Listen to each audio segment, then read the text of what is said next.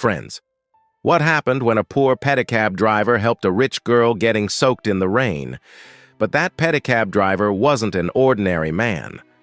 When the girl found out the truth about him, she was completely shocked. And then, something happened that no one could have ever imagined. It was 7 in the evening, but darkness had already begun settling over the city. Thunder rumbled across the sky and soft raindrops floated in the air. Outside a high-end cafe in downtown Boston, a white BMW pulled onto the slick pavement.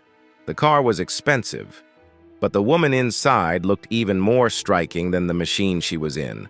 Her name was Ava Morgan, 26 years old, daughter of Thomas Morgan, the city's most powerful real estate tycoon.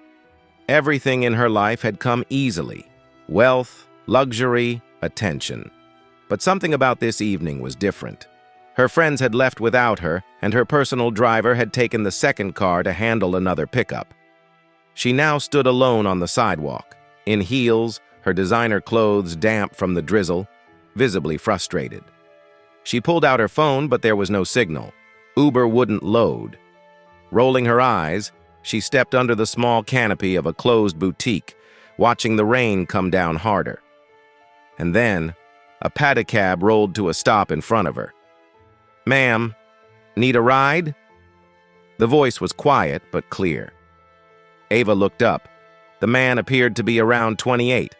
His blue shirt was soaked, light stubble framed his jaw, and his wet hair clung to his forehead. He looked decent, maybe even kind. But Ava, the billionaire's daughter, wrinkled her nose and said, "No thanks, I'll book a cab." The man didn't argue. He gave a polite nod and started to pedal away. Just then, a motorcycle roared past, spraying a wave of gutter water straight onto her. Ava yelped and nearly slipped, barely catching herself. The pedicab man turned back immediately. "Please, just sit inside. At least wait for the rain to stop. You'll stay dry," he said. Ava hesitated, but now she didn't have much of a choice.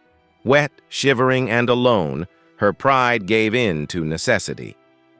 She stepped into the pedicab slowly. The man quietly pulled over the cover and sat in the front seat. There was silence between them. Only the sound of rain filled the space.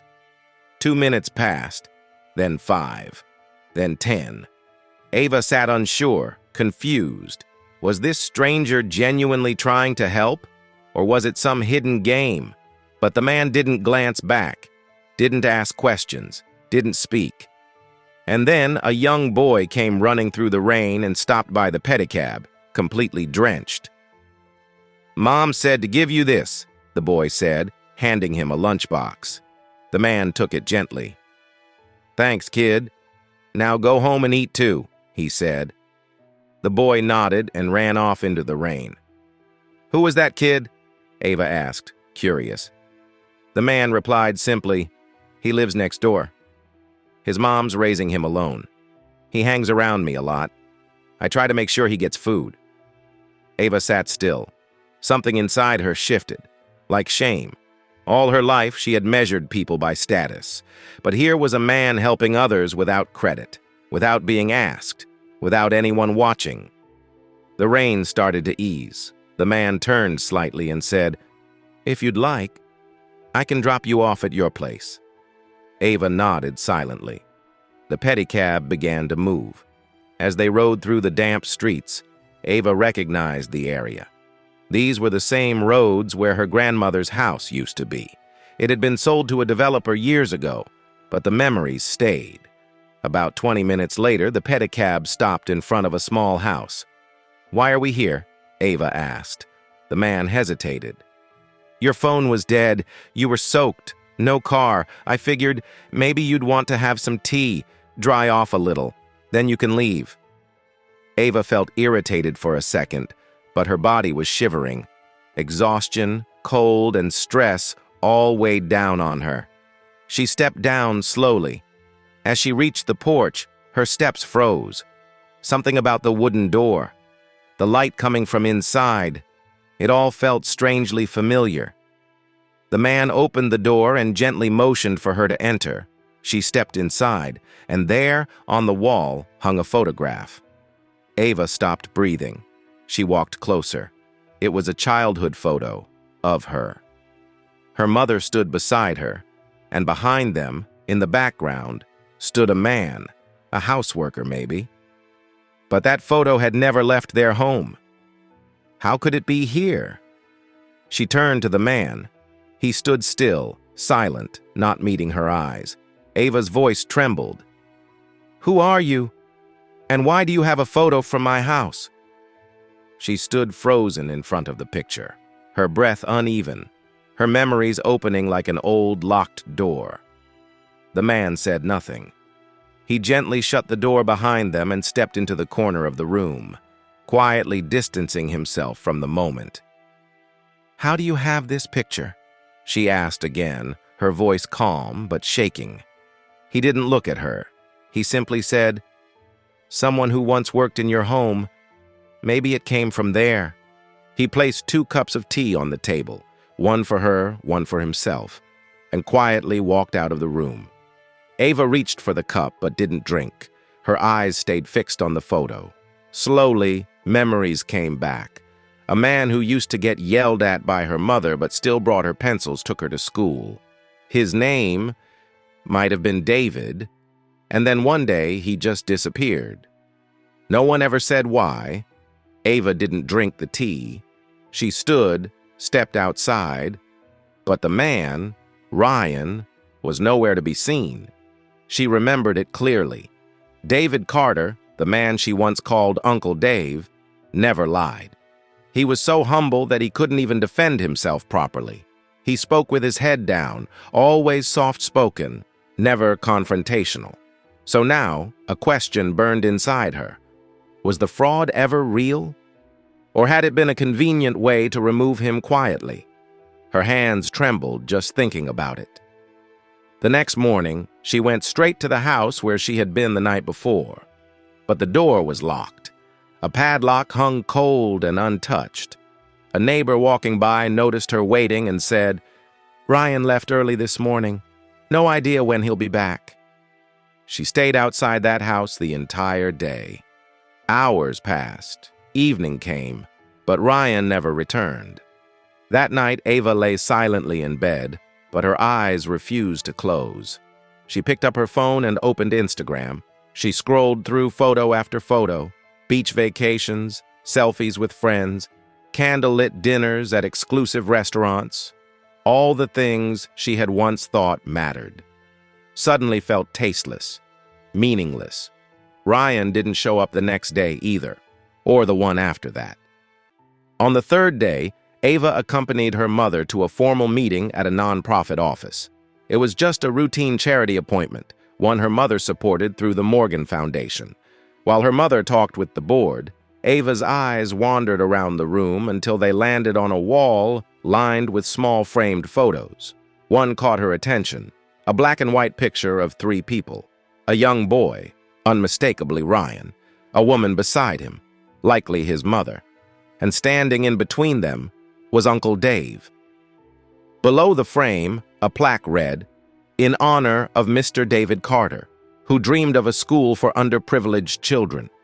Though he was betrayed, we carried the dream forward." Ava froze. Her legs didn't move.